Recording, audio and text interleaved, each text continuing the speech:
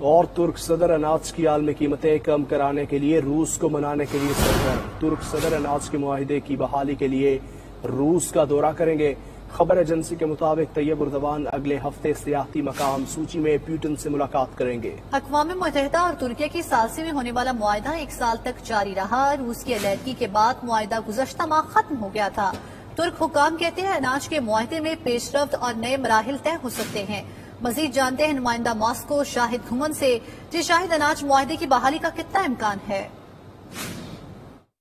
جی بالکل، ترک صدر طیب اردوان اناج معاہدے کی بحالی کے لیے روس کا دورہ کریں گے۔ ذرائع کے مطابق طیب اردوان 4 ستمبر کو روس کے سیاحتی مقام سوچی میں صدر ولادیمیر پوتن سے ملاقات کریں گے۔ اس ملاقات میں بحیرہ اسود میں اناج کی راہداری معاہدے کو دوبارہ بحال کرنے کے لیے اہم پیش رفت ہو سکتی ہے۔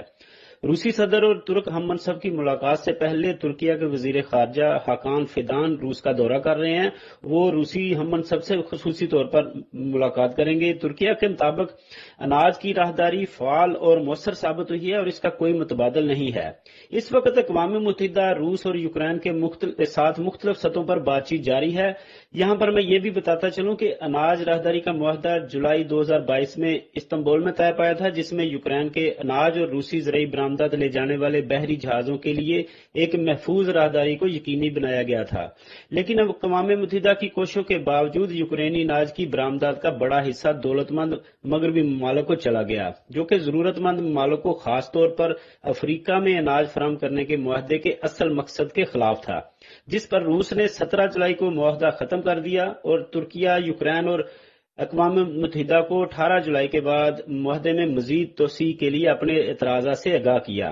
اس کے بعد بھی ماسکو نے کہا کہ روس سے متعلقہ دفعات کے نفاذ کے بعد وہ اناج کے معاہدے کو فوری طور پر دوبارہ بحال کرنے کے لیے تیار ہے۔